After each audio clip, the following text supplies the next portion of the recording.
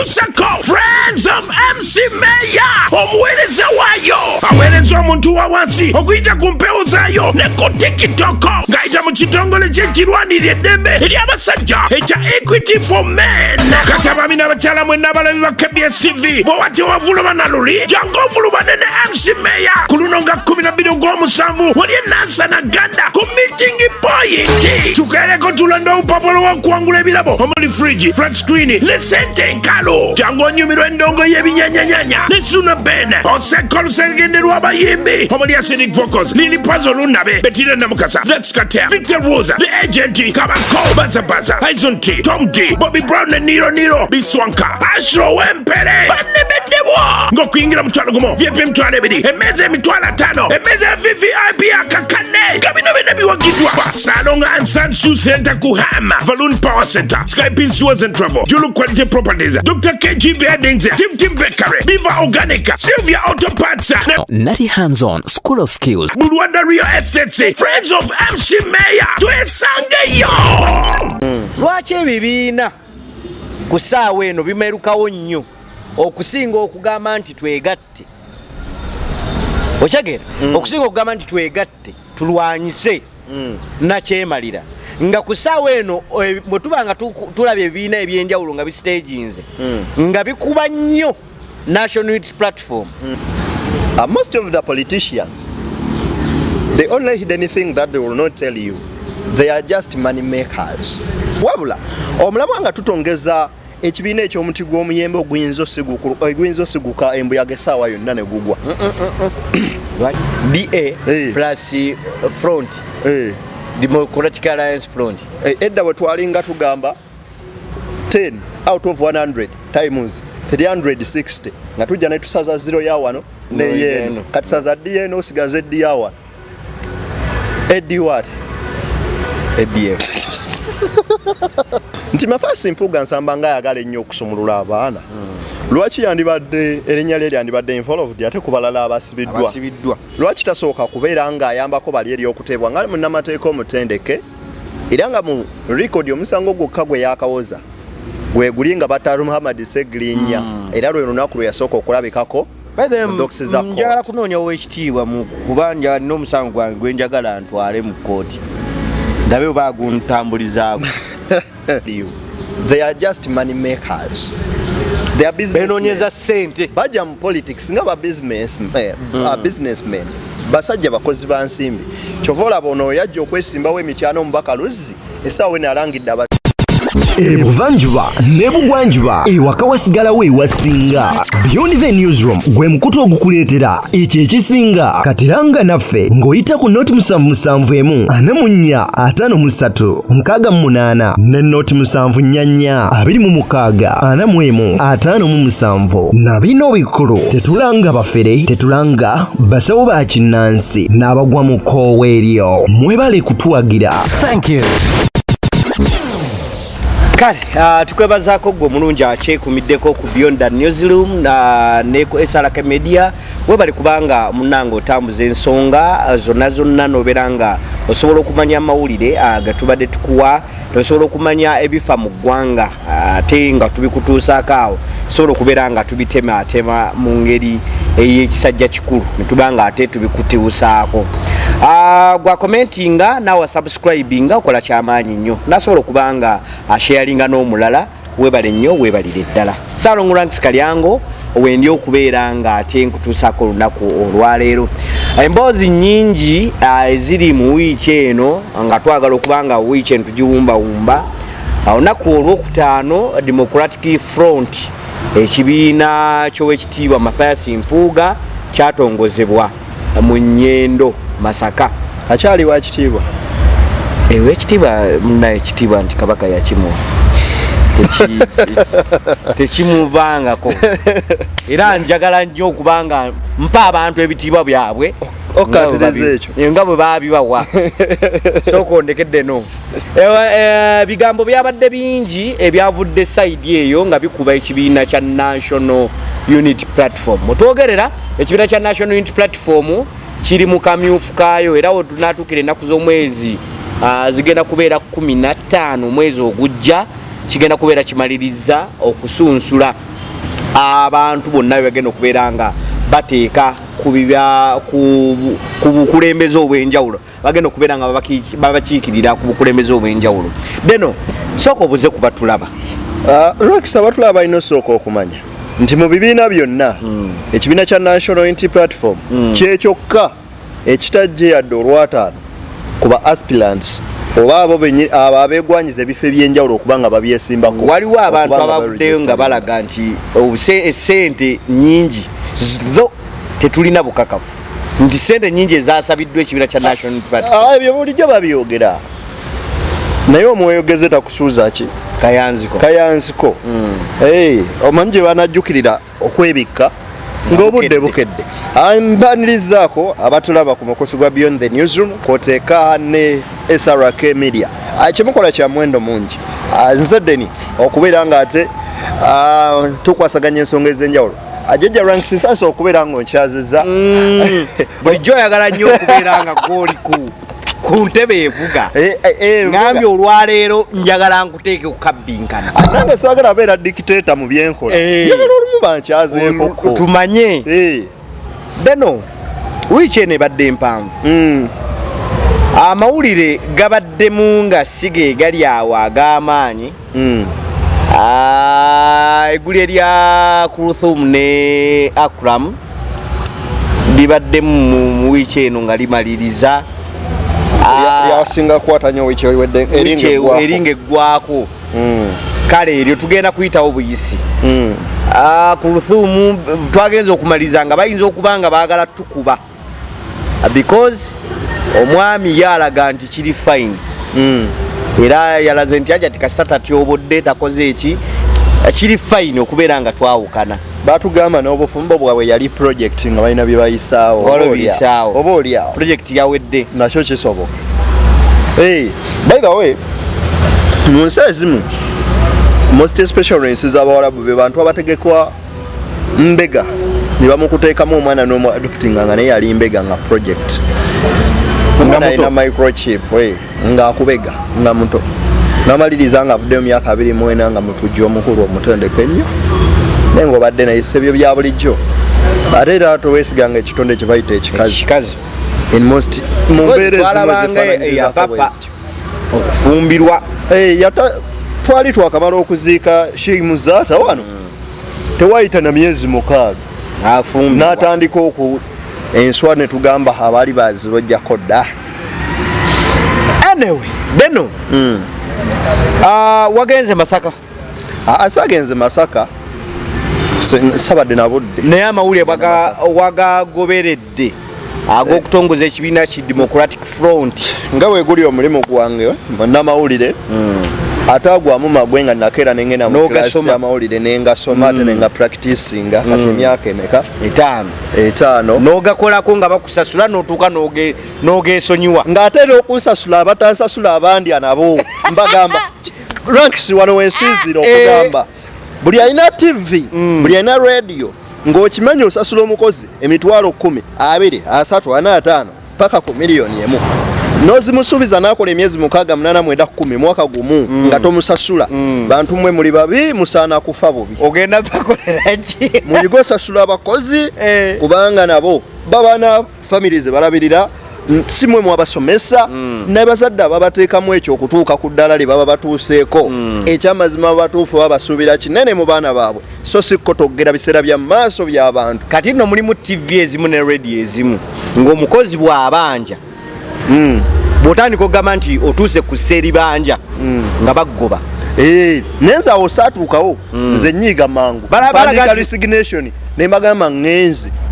kati mulimu oli agumiikiriza n'agamba olwesanga embeera enaatereeramu ne bw'otuuka ku sserigamba nti weetegeeredde obanja akasenteko ranks I'm such a kind of a person atabeera comfortable mu mbeera nze always njagala ndabe eyo waddako anyway eyo denayiseyo buyisi ayina abantu bebabaddaga batamusasula tubagambanga atolera ku lwendifite by the way omulimu gw'amawulire guno ogulaba nze nkubiriza nnyo omwana ayingira amawulire gano omwana ayingira amawulire gano genda ogasome oba oyagala okugasoma bw'ovaayo noonya ekintu ky'osobola okwekozesa nga either kijja mu mawulire nga kigwa mu ttuba ly'amawulire oba nga tekigwa mu ttuba ly'amawulire osobole okubeera nga you are a boss. Okimanyi abaana abawala bangi abali ku TV kuno naye nga bakoze ebbanga naye nga bakolera ku bitundu byabwe byakyama. Nze nina omuntu gwe mmanyi buli muwala ayingidde mawulire munaamukozesezza nga mukama ali ku TV nga mukama wa TV. Ranks eyo tuveeyo kuba obusungu nina bungi ku bantu bakama bange abo. Tuveeyo.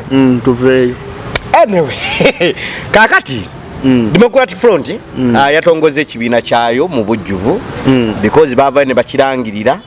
naye ne balaga nti okutongoza ekibiina mu bujjuvu tugenda kitongoleza Masaka. Masaka eno gye bazaala owekitiibwa Mathias Mpuuga nze sigenda kimenyamu kuba manyi nti wakitiibwa bino naabo kigaana bwe kiba kyamuweebwa ate Mengo munnaye nze ani agaana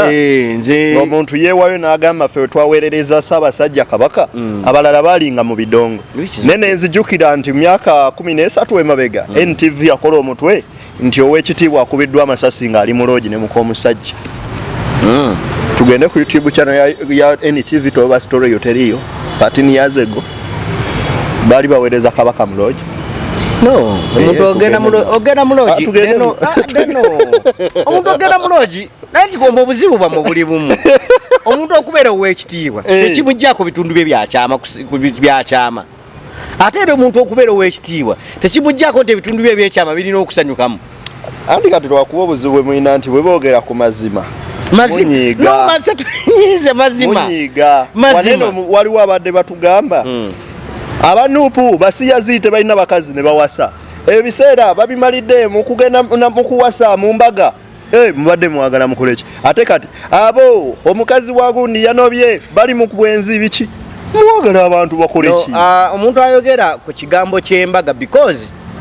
abantu abavubuka bonna abayingira mu nuupu baali bavubuka ebiseera abayingira bonna abasinga bonna baali bavubuka ng'ogyeko ba Mathias Mpuuga ba Abed Bwanika bakyegattako oluvannyuma baali bavubuka kakati nga ke kaseera omuntu okubeera omukakafu nti afuuse omukulembeze alina okubeerako ne sayidi emukuume ewaka kati kyovudde tulaba abakulembeze abo bonna bonna abayingira mu kimuligiimu eyo nga bawasizza ekyo nayo nkulaakulana. Ne Bayibuli etugamba nti bw'okulaba omukyala oba olabye ekintu kirungi era ofuna okuganya maaso ga Katonda ate era Bayibuli emu netugamba nti omuntu atasobola makaagi tasobola buweereza ekkanisa it's a ministry nti tosobola any kind of ministry nebino ebya bulijjo oba walimu amakaago oba tosobola kola ki tosobola makaago tosobola kuweereza sobola kukolera muntu nga mukazi we yanoba nga muwuulu yalimu amaka nasobola kukwata nze mukazi bulungi ekibiina bwe kyatongozeddwa ebigambo byavuddeyo nga bingi ngenda kusookera ku Abed Bwanika. Abed Bwanika mu bigambo bye yavuddeyo n'atutegeeza nti n'atulaga mukyala we Agnes dokita muludde nga mumugamba atulage mukyala we yavudde n'atulaga mukyala we era n'agamba nti bino byennyini byenkola biruma abasiyazi simanyi yabadde agamba bani abasiyazi Ranks oyagala kugamba nti werabidde nti Bwanika bwe yali ku CBS yatusomesa ebika by'abasiyazi n'agamba n'abamu abalina abakazi naye era basiyazi waliwo abafumbo nga basiyazi manyi bigambo bino tubiyogera mu luzungu YouTube ejayo videos bakozesa genders ebbiri waliwo avuga emmotoka mu D ne mu R yakitugamba so ne tutamanya nti oba ye evidence yagijjawo oba waliwo omwana yawambula empale tetumanyi oba naye abikola ayinza obanga abikola nandi yavudde n'atulaga mukazi we kakati obuvuzi bw'empanka buno yabulabira ku kimusayidi eriwa ye lwaki kyaleeta nnyo lwaki ye kyakulembeza ebintu bino bya mirundi ebiri waliwo omuntu okumanya weakness point ye nti bwe namugamba ekigambo kino njaba mukosezza ne wabaawo ng'omuntu oyo akikozesa nga defensive mechanism ye gyali okubeera nga ye defendinga bamuleme kumwatakinga then n'ekirala nti ebintu ebimu oluusi abantu babyogera to seek relevance naye ayogerwa nti ku mukolo nabaddeko era eno statement gye nakoze nakola pasita bugingo watali mawulire okumala omwezi awulira bubi n'avaayo n'ayogerayo ekintu kimu ne tumwogerako kasita ayogera ku mukazi we Teddy olw'amawulire nga gamuwaaki nga gamuwa obudde so ne Bwanika ekigambo kye yasigaza kyekyobusiyazi ne waliwo nekyetu kya blackmail osobola blackmailinga omuntu naye ate munnanga baganda bagamba asirise takola ki teyejjusa ate era omuzungu n'agamba nti actions speaks louder than words. Ate era omuzungu yennyini n'agamba empty tins does what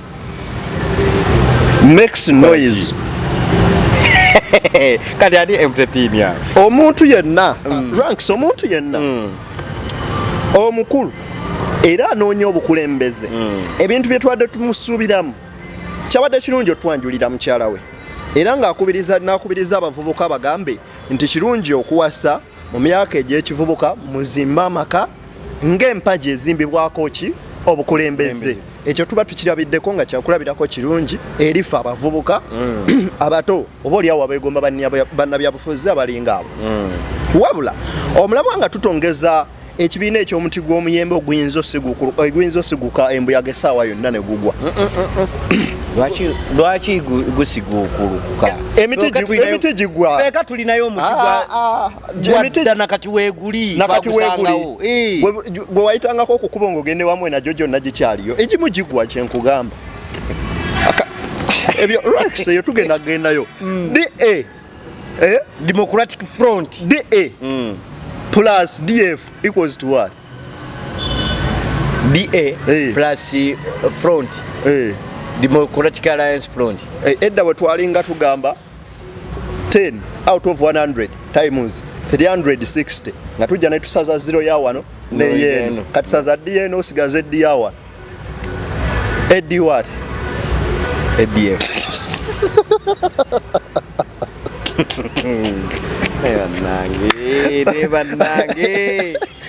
Nange it's EDF. Akakabinja government yekanoonya nno naye nina ekyenneebuuza deno nga tonnamalirayo kuja nina kyenneebuuza abakulu abasinga abali mu kibiina kino bonna balina ebibiina byabwe bonna balina ebibiina bye batandise wabula kyetuweebuuza Abed Bwanika alina ekibiina kye ziti kitabatya maama alina ekibiina kye kyatavangayo kulambika nsonga nti kyaggalwawo ne mukaaku alina ekibiina Nsereko yabaddeyo Nsereko ngenda mujjako kuba president wa kibiina kati ekipya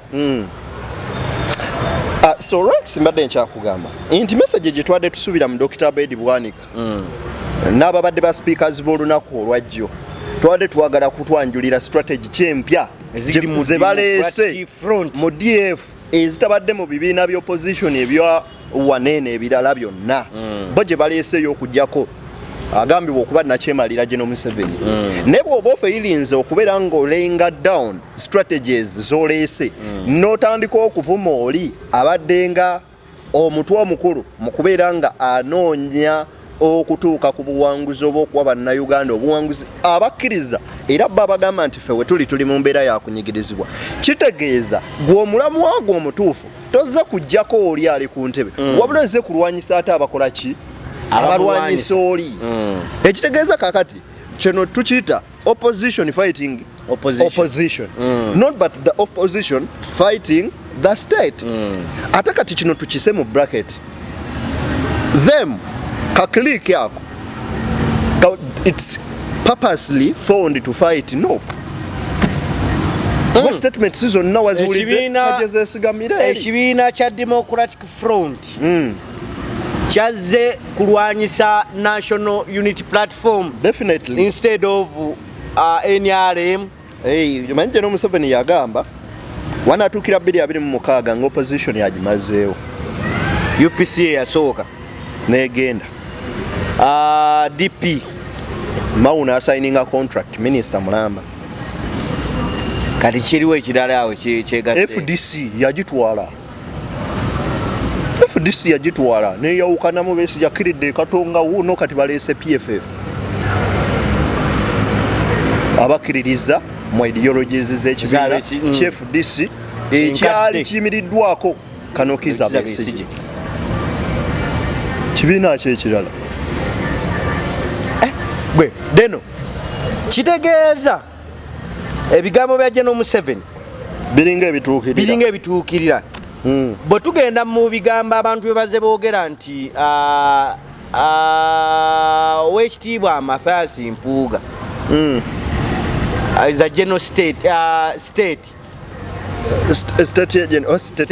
product oba state product batuufu. I may not guarantee that it's right or wrong. Naye Bible etugamba tuli balabira ku bikolwa byabwe. Abed Nsereko bwe yadde ayogera yagambye ku ba leader of opposition bonna babaddewo. Teriyo leader of opposition performance ayogedde ku luzungu lulungi nga musajja mukulu amanyikiddwa nga Mathias Mpuuga nsamba. Nnabuuza ekibuuzo bw'obeera gwe oyinza obutasiima muntu oyo. Bulijjo twebuuza lwaki omusajja bamuwa akasiimo lwali luzungu lulungi nakubuuza Nabbanja Kibalama gyakola ki gyali netugamba netwebuuza abawenikiiza bonna baali babi nnyo mu luzungu lwaki tebabawa busiimo then netugamba anyway gwali mukisa gwe okulya emeka ebitaano ne ba commissioners banne naye mulimu ebintu ebimu bye tulina okuba nga tutunuulira bw'oba weebuuzeeko ekibuuzo ebyobufuzi bya Uganda most especially tuba twogera ku ludda oluvuganya batuuse luddawa lwaki bwe tuba nga tulwanyisa ffenna nga tuli ku sayidi emu deno nebuuza mu budde buno bwe tuba nga tuli mu kulwanyisa gwe bayita nakyemalira General Yoweri Kaguta Museveni lwaki ebibiina ku ssaawa eno bimerukawo nnyo okusinga okugamba nti twegatte okyageera okusinga okugamba nti twegatte tulwanyise nakyemalira nga ku ssaawa eno bwe tuba nga tulaba ebibiina ebyenjawulo nga bistaginze nga bikuba nnyo National Unity Platform okusinga okubeera nga bakuba General M7 gwe bagamba nti gwe baagala okuggyako. Kino tekiri nti ku ssaawa eno twagala kunafuya National Unity Platform ate General M7 ayitewo. Ranks kye tulina okumanya nti ffe tuli bantu ab'ebika ebyenjawulo era buli muntu aba ne agenda ez'enjawulo. Most of the politicians, the only hidden thing that they will not tell you, they are just money makers. They are businessmen. Bajja mu politics nga businessmen. Basajja bakozi ba nsimbi. Kyova olaba ono yajja okwesimbawo emityano omubaka Luzzi essaawa eno alangidde abasiramu yawa piki n'abalangira nti nabawa emigaati kati bagiguze ne bamugamba no n'emigaati gyo n'eyokubiri piki bagiguze ne piki bagiguze nona piki yo yino nti kati bannabyabufuzi wano batuuse nti bajja mu byobufuzi nga banoonya ssente jjukira nti nno Ssemateeka akkiriza okukwata ensimbi n'aziwa ebibiina by'obufuzi buli kibiina kya byabufuzi okusinziira ku babaka beerina mu palamenti. Kakati ate bwe bajja ne bakola akakundi kaabwe ke batuula mu muti awamu aka iPod nga buli mubaka buli memba wa iPod afuna ku ssente ezo. Bavudde ne balagira nti ekibiina kyonna ekitali mu iPod tekigenda kuddamu kufuna ku nsimbi ezo n'opuyemu ku ebyo ekyavuddeyo nekikola ki ekigaana tetujja kugendamu. Nomanyi lwaki ssente ezo zaateekebwawo era ekyo kyonna kyateekebwawo nga kikulimitinga ku nsimbi z'olina okufuna okuva ebweru w'eggwanga. Ffe katukuwa ensimbi oziteekeko embalirira biki by'olina okukola biki bye baali beeraliikirira okusinga okufuna ekibinja ky'abantu abamu oba gavumenti oba ensi emu okufujjirira ekibiina ekimu eky'opposition kitandika okukola obuyeekera oba oliawo ku gavumenti ebeeriko. Mukole emiramu agyamu gy'okugyako gavumenti naye mu mbeera entebe enkavu ey'emirembe ng'ate buli kyokoze kiri mu makubo malambulukufu. Eggwanga lyonna kati eddala litandika okuba nga linvujjirira oba ekibinja ky'abantu ab'enjawulo oba abantu ab'enjawulo abali batandika okufujjirira ennyo kitegeeza bayinza okumbala amatujju nnyo n'amaanyi kyobola abadde beebuuza bulowooza lwaki gavumenti eno nuupu egirumya nnyo omutwe ekoze ebintu byobadde to expectinga kola ne mu myaka ena gyokka ng'ekitebe kyekibiina mu myaka ena balina wali eri school of leadership ekamwoca weeri ate n'ebintu ebyenjawulo kubanga bwe kyoba omanya nti mu buli wemu abantu 3 oba 4 intelligence gavumenti yonna ng'ena intelligence ekola ebeera informed kati mu kubeera informed era bamanyi mu okusinga ne ku byolaba waneeno muki mu maaso ekibiina kye bakola ki kyebigenda maaso n'okuba nga bakola naye wabuuziza ekibuuzo ng'ogamba nti opposition oba ebibiina binene bijja bitondebwawo bizze kulwanyisa national unity platform bwe tuba tutunuulira njagala tutunuulireko ku bigambo ebyayogeddwa olunaku olw'ejjo abakungu ab'enjawulo kubanga omukulu tuwe tubisinzira ku omukulu eyabadde mu Kampala MP wa Kampala Muhammad Nsereko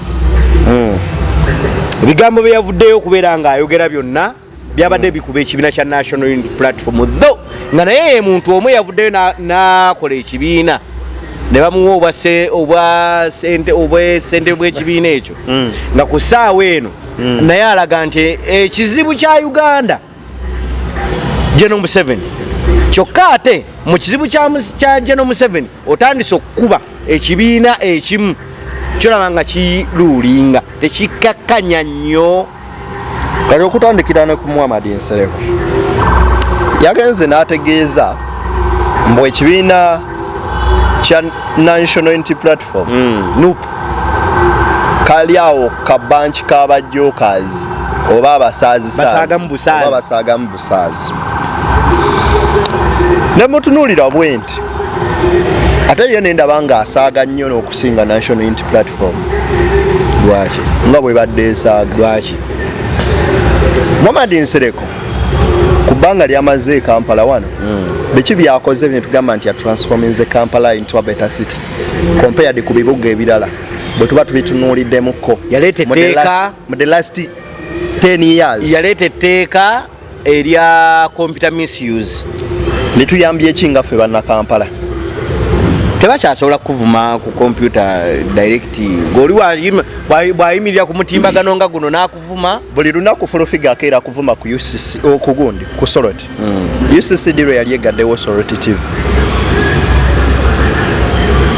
simanyi kisa kya Mukama yavaayo n'atukunamira Abaganda n'atuyisaamu amaaso n'atukola buli kimu yakolebwa ati mukulu wa president kwa yagenze yakyalako newe na president n'akyalako oyinza okuba nga yabamulemererwa lwekyo ssemateeka wa Uganda the mighty Uganda constitution ya 2 mmeka ya 85 yonna ne bwoba okutte kati ya 224 ya recurrent etugamba etya none is above the law okujjako president ng'akyali mu buyinza but right now ongambye empozi bamulemererwa lwaki mukwano gwa president nako kayinza okubanga kawaayiro nti omuntu babanga bwalibeeranga mukwano gwa president kaliwa tomanya semateeka tetumusomanga mubalayo sikamanyi kati eno gavumenti erina abaana n'ebyana so mbadde kugamba Muhammad Nsereko mu bigambo bye byayogedde bingi mwe mwabadde ekyokugamba nti bagenda obuvubuka butuuse okutumanyira bumanyire ne Kampala Central mbusabo batuleetere omuntu bamusimbe mu Kampala ekyo tetugenda kukikkiriza era ffe tugenda kutuula nga ffe tuleete omubaka gwe tunaaleeta oyo omu ayimirire ate mbakakasa ajja kuwangula oli gwe banaaleeta tagenda kuwangula ayogera ku Lubongoya David Lewis Lubongoya Sabawandiisi wa National Unity Platform neno omusango ky'ogumuvunaanibwa sigumanyi mbu si munnakampala era si muganda era nga bagamba nti si munnakampala si muganda munnauganda naye si muganda era nga bagamba lwaki taddayo ewaabwe neyeesimbawoyo ku ssemateeka wa uganda ku kawaayiro k'okulonda agamba atya ssemateeka wa uganda akuwa eddembe okwesimbawo mu kifo kyonna muwangalira mu kifo kyonna muwangalira kasita oba ng'oli registered okulonderawo oba okkirizibwa okwesimbawo mu kifo ekyo ndikyengera ku ssaawa eno wozaalidde abaana bo nzikirizibwa okugenda neneesimbawo walukaga meya waawa wekyengera bamuzaalawo masaka kaddugala musajja mukulu omugenzi bambi kitalo nnyo nnyini ddala Muhammad Segrin bamuzaala masaka oluddawa kaddugala abadde akiikirirawa kawempe lwaki teyaddayo Nsereko kyayagala otugamba bwafa tumuziika waneeno tumuziika ku State Square famire yaabwe eri awo we bakulidde Kampala awo kati ayinza okubeera nga kiwo tumuziika naye nga webakulidde awo nga webakulidde David Lewis Lubongoya naye azze ebbanga lyamaze mu Kampala limukkiriza okwesimbawo omutemu omunene gule nti ffe bannakampala Lubongoya tumuyinamu obwesige nti anaasobola okutukulembera era ekibuuzo ekirala tunaamuwa akalulu bwe muba mumaze okubeera nga bannakampala bakkiriza nti nno Lubongoya tumuwa akalulu it's okay okubeera nga bakulembera tutunule nti si muganda abantu abo bennyini ogutali musango emyaka 2-3 emabega egiyise badde batembeeta nti NUP kibiina kyaki kya tribalism emu era baspreadinga tribalism era nga batutegeeza ng'ekibiina ekyo bwe kiyimiridde ku Buganda era bw'ova wanene mu Buganda tewali gye kikola ki kiraga gye kiri kakati bo wanene kye baspreadinga unity buba bumu tutunuulire ekibiina kya Mpuuga kye yatandise tukisomeko ku bali ku mitwe 5 abanene tunoonyeeko aba tribes endala Mpuuga ye Mpuuga ani Mathias Mpuuga naye katugende n'erya Mpuuga linnya Ganda muganda Abed Bwanika muganda Mabikke muganda ani omulala Mukaaku oyagala kwongerayo ba Juliet Kakande baki Juliet Kakande yamaze nali gisalinga mu DF yakulembera abakyala mu DF omukyala ni ono wa Mitiana Joyce Bagala akyali mu Nuupu anoonya kale nalabya azzeeyo mu Nuupu ng'ate gwe twali tusuubira nti osanga naye era akyogera luno nti ye munywanyi wa Mpuuga munywanyi we naye ng'ayewuyemu naye gwe teguli si musango nze okubeera nga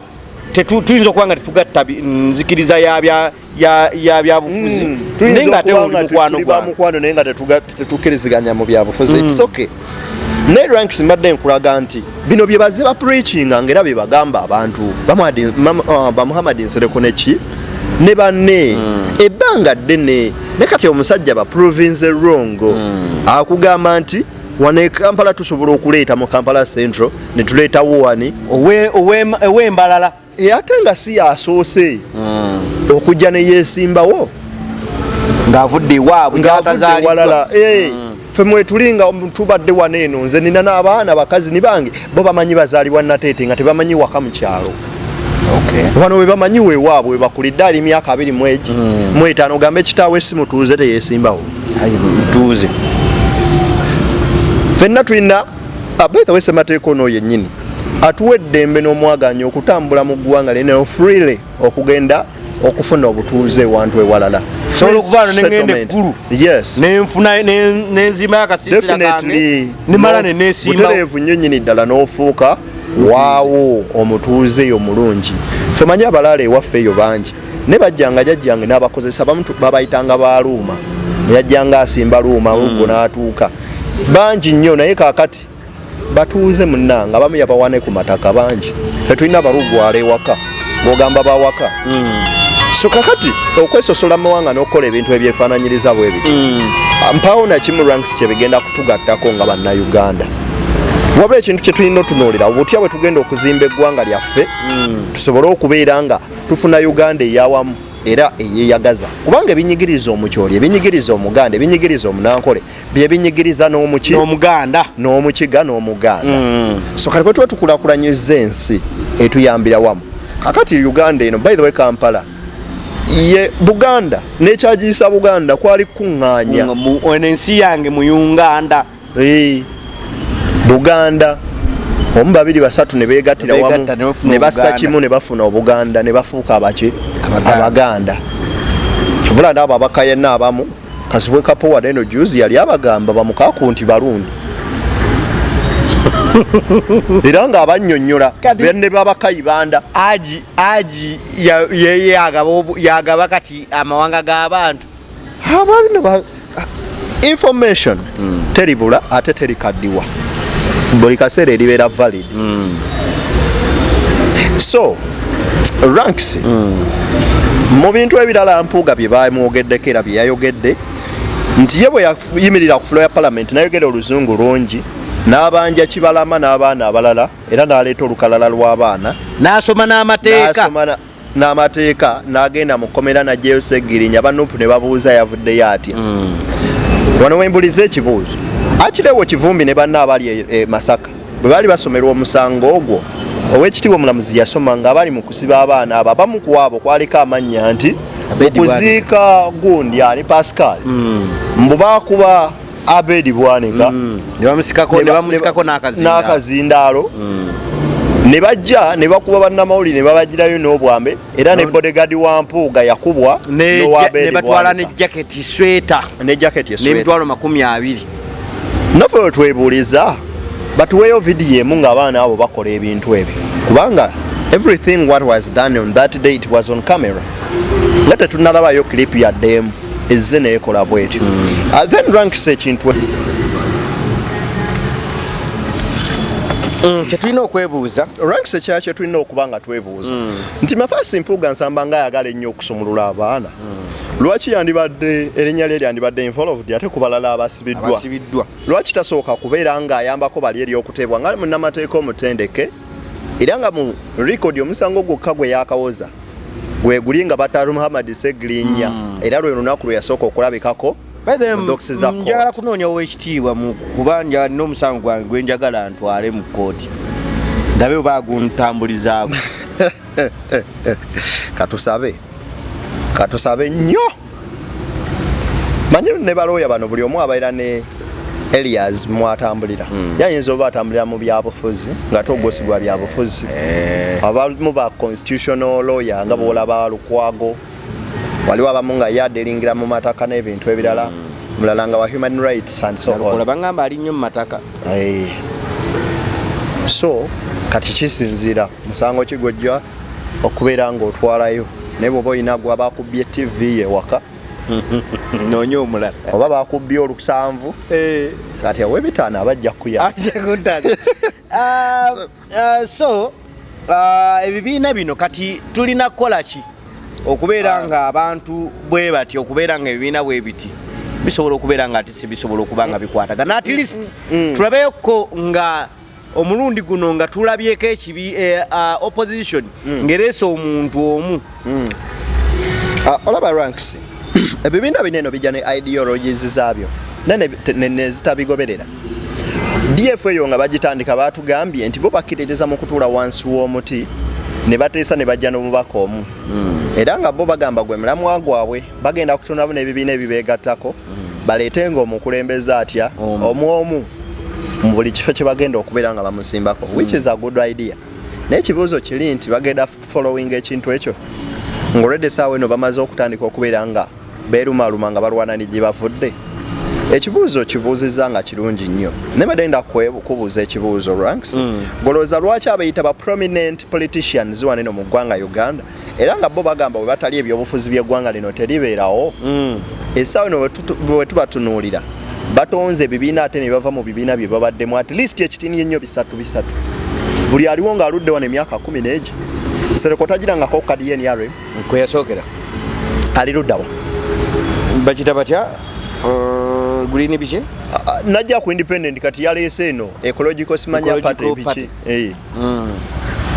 ebyo bimeka ebyo biba bibiri ng'alidde ne mu lulime ne mu luzise ebyo biba bibiri kaakati ne tudda ku Mathaasi Mpuuga DP ne bajja ne bakola zi pressure groups kyali bisinde ne bajja ne bakola pressure groups Suubi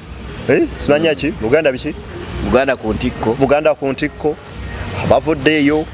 bakoze ebirala oyo ayingidde mu nuupu agivuddemu oyo bakoze DA babo mu deforestation DF kibiina kiri democratic front badde nerabidde anti nasoma nnyo geography badde my deforestation democratic front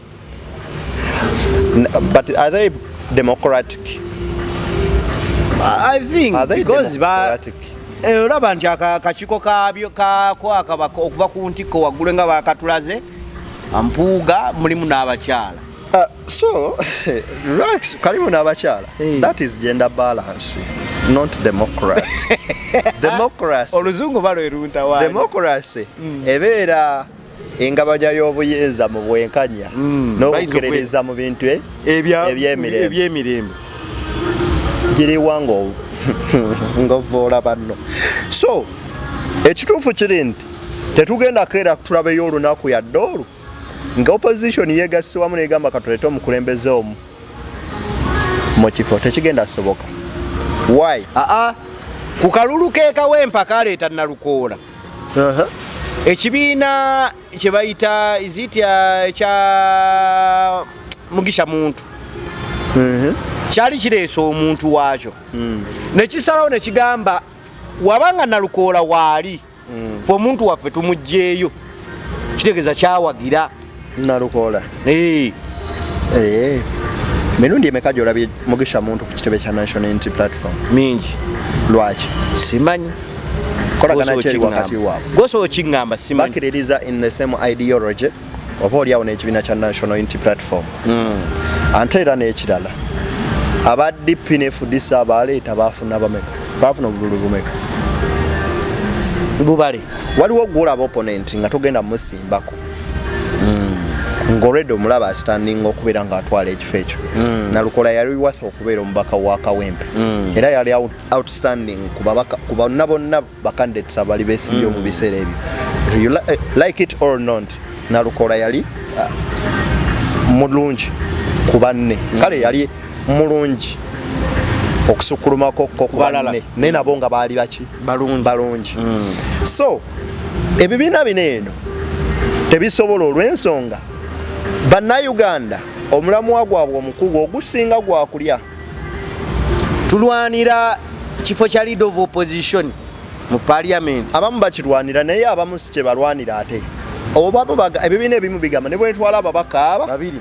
sente zemba nfunayo zikola ki? Zimmala nze nga national chairman party president. Kakubuzeeyo zitumala. Ssentebe w'ekibiina oba party chairman akirizibwa okubeera nga asobola okwesikuddayo neyesimba okubwa nga teyesimbye okubwa president. Definitely neyesimba ku bubaka bwa parliament. Asobola. Tuyinza okulaba ow'ekitiibwa nga azzeeyo ku bubaka bwa parliament. Mpuuga president, national chairman ani Mukaaku. Is it Mukaaku? Mukaaku ndowooza. Ndowooza Mukaaku ye national chairman. Mpuuga president. Bagabanyizza ebifo. Era bo bagamba they are democrat. Okay. Tumalirize. So, kati tolaba. UPC President Wayan. Is it Honorable, is it Jima Akena? Jima Akena. CMP. Yeah, MP by them. Si party president. Yeah. Oloza lwaki MP nga ate president. Yamanya waneno bwenzija kuba president sijja wangu. Era sigenda bana position yonna. Ate sigenda balina babaka bali mu parliament. Nenze bwengenda. Mbayo n'ekibiina. Mbayo ng'omubaka nga afuna salary. No mu kibiina ne kibanga kinayo ki? Omubaka. tamale mirundi yakona nga wano nagamba that is a simple logic ngalabi kati teba kukola ki tebaweereza esawa y'olwaleero bw'otunulira DA n'engeri yonna gyetondeddwawo purposely okusinziira ku bye bayogedde jjo bamaze okutulaga omutuufu gwe bazze okola ki okulwanyisa so okuwa si General Museveni era kati Museveni waali ye yagala okufa akuba kalati era teri muntu ali mirembe nga General Museveni kuba alaba nga abadde amutaddeko akayinja naye bakamutaddeko kati okimanyi Kyagulanyi teyeebaka Kyagulanyi alwanyisibwa opposition alwanyisibwa ne government kyokka ate government erwanyisibwa opposition ate nga ye esobola okuyimirira nekozesa opposition okulwanyisa omuntu yenna gwe yagadde nga twagala okumaliriza nga tatunamaliriza rights General Muhoozi Kainerugaba ku mukutu gwa Twitter manya batabeera ku X eyo mwe musubwa bingi nkweni nayo siyitera nnyo yavayo n'awandiika n'agamba omukulembeze asinga okuba omulungi Mathias Mpuuga era yeesunga ddi lwanajja akoleko naye omukulembeze omulungi oyo lowooza tweet yali yabwereere oyinza ogirowoozaako nabiki ebigivaamu so esaawa y'olunaku olwaleero bwe tutunuulira ebigambo bya Mpuuga ebigambo bya Abed Bwanika ebigambo bya Mukaaku byonna bitulaga ekituufu kye bazze olwanyisa bwe bagamba nti ba political prisoners yalwana nnyo okubeera nga bajja okuva lwe yava mu parliament teriyo leader of opposition yali azze kuddamu kwogera nsonga z'amakulu era ne biboogeramu tebabitegeera naye Mpuuga yayogeranga oluzungu bonna ne basirika ne bwe bampisonga egudde wansi n'ogiwulira kubanga baali bakoze eki basirisa byadde bigambo bya Muhammad Nsereko wano nno wetwagala okubeera nga tumujjukiririza nti mu kaseera ka 2021 paka 2023 mu Gw'omunaana wetwamanyirako kakiiko ka Kosase ne tumanya kuba bantu ki abali sente naye Kosase fe okumutegeera ennyo twamutegeerera ku Munyagwa Balaka Munyagwa najja mu muntu asinze okweexposinga ebitongole bya gavumenti ebyenjawulo abadde Ssenyonyi mu Kosase lwakuba nekakiiko ka Kosase nkeeraliikira mu lwansonga emu nti bwe kaleeta ensonga ne kavumbula byonna bikomaawo anti kaakati bwe kamala okukola ebyo gigitandikira awo kati ate naye agamba nange nnemereddwa olw'ensonga olumala okunoonyereza police law enforcement tezikola mulimu gwazo awo nkitegedde okitegeera ekintu ekyo leader of opposition nze njagala oŋŋambe nti takoze mulimu gwe oba akoze omulimu gwe what's the role of leader of opposition wokka we tusooka okumanyira namba emu if it is to keep the government in check akikoze bwe kuba nti kulondoola mirimu gya gavumenti gyekoze agikoze agenzeko ku ddwaliro ly'e Lubowa ne bamugobera ebweru atuuseeko ku coffee factory gye batadde entuŋŋamo etutte billions za ssente lwaki coffee factory bagitadde entuŋŋamo wali emwanyi nyingi kibuuze ali mu gavumenti lwojja omanya lwaki ebadde kakaaga kati ya 35 negundi yabadde ku kase yabadde ku mutwalo kati yakenda congratulations era mu bintu Muhammad Nsereko byayogedde ranks yagambye nti omubaka wa parliament omulimu gw'omutuufu gwe gw'okuteesa wabula leader of opposition mbw'oli abakulembera muye n'abagamba mufulume mudde wabweru baba bateesezza nedda kituufu baba tebateesezza nene ekibuuzo abalala bannayuganda kye babuuza nga ddi lwe baali bateesezza ne bavuganya ne bikyuka ne bitakolebwa kuba tubadde ne ba leader of opposition obukiiko amateeka mangi laws eziise nga zinyigiriza bannansi togikwatako simanya OTT simanya biki nga ba leader of opposition balala definitely bills nyingi eziyisiddwa waneeno mu palamenti ya Uganda nga temulina nakugamba ebigambo binene wammanga nti eno system yayesetingira butya bwegenda okweremeza mu buyinza. Essaaliro leero ne bagamba tukyusiza mu tteeka bannayuganda tubajjeko eddembe okulonda omukulembeze w'eggwanga paalamenti emulonde oyo gwe baba baagala aba akyasobolera ddala okubeera pulezidenti. Lwaki? Nti paalamenti buli lweribanga babaka abangi baayo ekitegeeza baba bagenda yisaawo buli kye bakola kye baagala. Reason being they have the majority number. For you the minorities you can't say anything. Even mu companies majority shareholder yakola decisions. Kakati bwe kiba nti mwaba opposition muli waneno mulekandira mu Buganda mu splinting ne muteekawo obubiina bw'ebyobufuzi obw'enjawulo n'olaba kakati Buganda yokera Abaganda baka creating ebibiina by'obufuzi bibiri mu bbanga mpaawo kaaga. Kyokkanga betugatta Buganda region central ne tugatta eastern Busoga ne tukwata northern ezo zonna region nga tuzigase mmeka 3 teziweza constituencies ziri mu western cause bali mu bibiri nsanvu bibiri kinana something bali mu bibiri kinana oba mu babiri fate zinendala zikola bibiri nsanvu teza baba tukuba nono okolotya olwedde bali bakuleetera ababaka nga bangi okusinga kubagenda okuveena. Kyokka nga naawo bataddewo obululu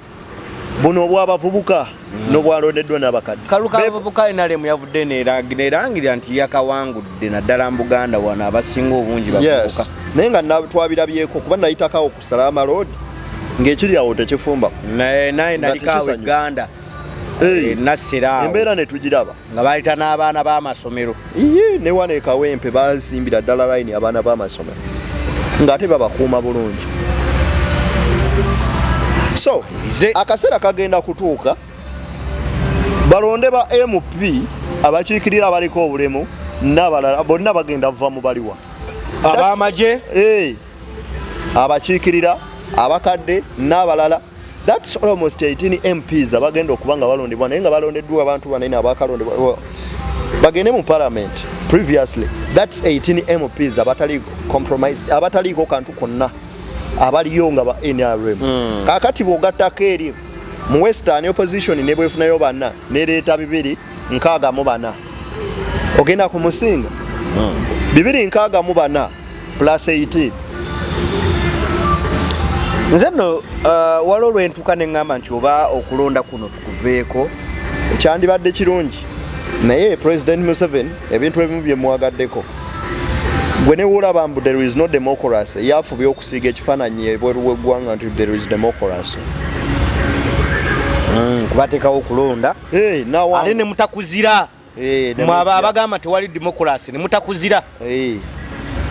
ne mujja mujjera nakkuba eyo kati ogenda muvunaana ki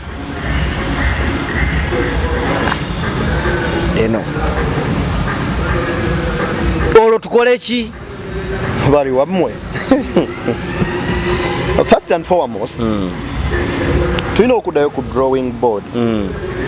Mukuddayo ku drawing board ebintu ebimu birina okusinga okutunuulibwako. Ensi endala ezifunye obuwanguzi ziyise zitya mu mbeera bwetyo era kyekyo ekituufu ekirina okugenda mu maaso n'okubeera nga kikolebwa okubeera nga ebintu ebyo bikyuka. Ye abaffe bwe tuba nga tulina abakulembeze abeefaananyirizaako ko bwe batyo tugenda bakolera ki? Abantu abamu mulina baleka kati nga Mathias Mpuuga baani abo mubaleke bagendenga nga bafeezinga out kubanga politically waliwo wobeerera on peak ne wokira kakati bali mu kaseera kaabwe abamu akokola ki akokukka nga banoonya positions mwe babumulira ekisinga okunnuma so kuleke ranks kakati ali akyajja atule mu parliament ateese Moses Ali just ali akasenteke baba nga akyasobola okukalya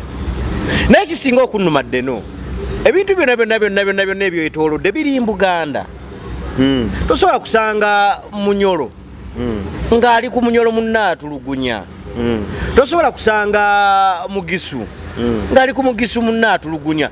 It is we Bagandas Mpuuga against Kyagulanyi ani Nsereko against Kyagulanyi ochageera why Buganda are we greedy okutuuka ku kintu nti kati bafo osobola okubeera nga batukozesa okuba abantu bonna definitely Abaganda ekyo kya bulijjo nazze leero mu Buganda nkimanyi fefe nyini tetweyagaliza tetwagala atusinga Nsereko yakolako statement egamba mbu ye yali muyimbi era nga Kyagulanyi tamanyi kuyimba tamusinga nga akokola ki kuyimba netwebuuza lwaki yavaayo nati it depends kuba teriyo omuntu asobola kuwagira kyamulalange ekyewo ekiri so netugamba waba yamusingawo kati akasajja kajja mu byobufuzi Kyagulanyi ne kabeera mu parliament yali myaka 2 n'ekitundu I think n'agamba sikyasobola kubeera emubbi n'agenda akwata ku ntebe y'eggwanga ne kati ne Nsereko naye gyalaze n'ayogoomya naye ng'oli atuddeyo emyaka emeka mu bwembuga bwa parliament si myaka 15 kaakati bwe tuba tumaze oteekaawo naye azze akwate ku ntebe ayugumyeko naye kinyumidde nti atandikidde ate ku muti omulamu okubeera ng'atema kyokka nga ne gwasimba tegunnaloka mubeere bulungi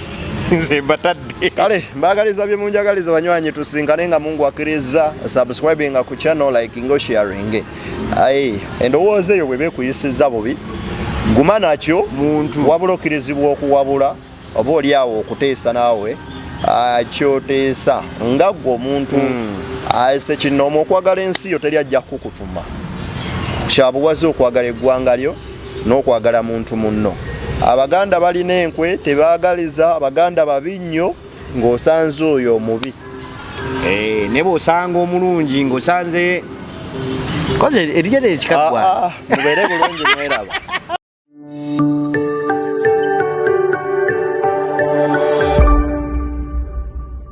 Beyond the newsroom, where untold story is revealed.